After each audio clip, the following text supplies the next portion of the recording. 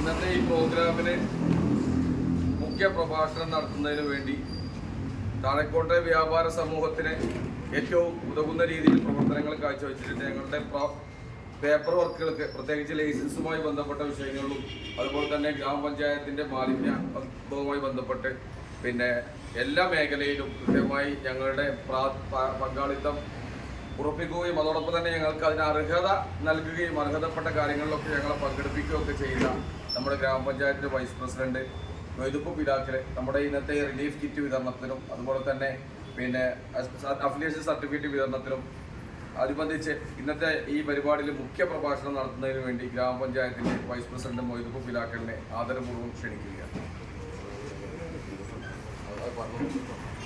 ബഹുമാനപ്പെട്ട താഴെക്കോട് വ്യാപാരി വ്യവസായ യൂണിറ്റിൻ്റെ പ്രസിഡന്റ് അഷ്റഫ് പുത്തൂർ, അതുപോലെ തന്നെ അനീസ്, ലത്തീഫ്, എൻ്റെ സഹപ്രവർത്തകൻ മുസ്തഫ മാഷ് മെമ്പർ, അതുപോലെ തന്നെ സെക്രട്ടറി മമ്മൂക്ക, വേദിയിലെ മറ്റു വ്യാപാരി ഭാരവാഹികളെ, നല്ലവരായ സുഹൃത്തുക്കളെ,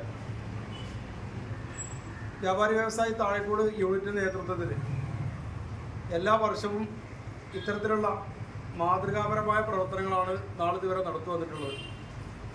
റംസാൻ ആയാലും അതുപോലെ തന്നെ മറ്റുള്ള ആഘോഷവേളകളിലുമൊക്കെ ചെറിയ യൂണിറ്റ് ആണെങ്കിലും പെരിന്തൽമണ്ണ മണ്ഡലത്തിൽ തന്നെ നല്ല രീതിയിലുള്ള പ്രവർത്തനമാണ് ഇവർ കാഴ്ചവെച്ചിട്ടുള്ളത്. ഏതായാലും വ്യാപാരി സമൂഹം ഒരു നാടിൻ്റെ നട്ടെല്ലാണ് എന്നുള്ളത് ഏതൊരു പ്രഭാഷണത്തിലും എല്ലാ ആളുകളും സൂചിപ്പിക്കുകയാണ്. യഥാർത്ഥത്തിൽ അതൊരു വാസ്തവമാണ്.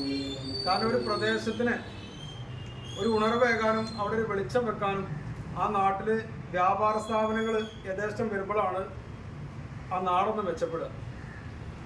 അപ്പോൾ അതിന് ഈ കാലത്ത് നമ്മൾ ചെറുകിട വ്യാപാര സ്ഥാപനങ്ങളൊക്കെ നല്ല രീതിയിൽ പ്രോത്സാഹിപ്പിക്കേണ്ടത് നമ്മുടെ നാടിൻ്റെയൊക്കെ ആവശ്യമാണ്.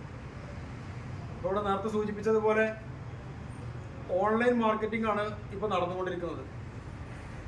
അതിൽ നിന്നൊക്കെ ഒരു മാറ്റം വരുത്തി ഒരുപക്ഷെ അതിൽ നിന്ന് ചെറിയ തുക ലാഭം ഉണ്ടായിരിക്കാം, എന്നാലും അത് കൊണ്ടുപോകുന്നത് നമ്മുടെ നാട്ടിലെ ആളുകളല്ല. അതിനൊരു നയാ പൈസ പോലും നമ്മുടെ ഈ നാട്ടിലെ ഇതുപോലത്തെ ജീവകാരുണ്യ പ്രവർത്തനങ്ങൾക്കോ അല്ലെങ്കിൽ നാട്ടിലെ മറ്റുള്ള കാര്യങ്ങൾക്കോ ഒന്നും ലഭിക്കാത്തൊരു സാഹചര്യമാണുള്ളത്.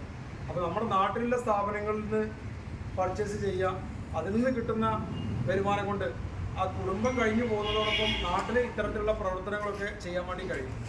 ഏതായാലും എല്ലാ കാലത്തും നല്ല രീതിയിലുള്ള പ്രവർത്തനമാണ് ഈ യൂണിറ്റ് കാഴ്ചവെച്ചിട്ടുള്ളത്. തുടർന്നും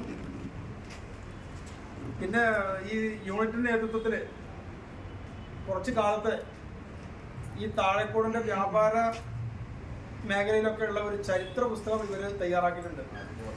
40 വർഷം ഉള്ള ഈ താഴെക്കോട് അങ്ങാടി എങ്ങനെയാണ്, അതുപോലെ തന്നെ അതിനുശേഷം ഈ വ്യാപാര സ്ഥാപനങ്ങൾ ഒക്കെ വന്ന് ഈ നാട് എങ്ങനെ മെച്ചപ്പെട്ടു എന്നുള്ള ഒരു ചരിത്ര പുസ്തകമൊക്കെ ഏതാനും വ്യാപാരി വ്യവസായി താഴെക്കോട് യൂണിറ്റ് തയ്യാർ ചെയ്തിട്ടുണ്ട്.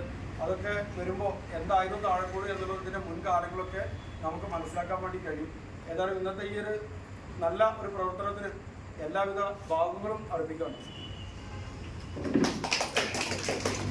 ഓക്കെ, അപ്പോൾ ഇന്നത്തെ പരിപാടി പിന്നെ മലയൊക്കെ വെച്ചിട്ട് ഇതൊന്നും വാങ്ങുന്നുണ്ടോ? അല്ല മേൽക്കോട്ട്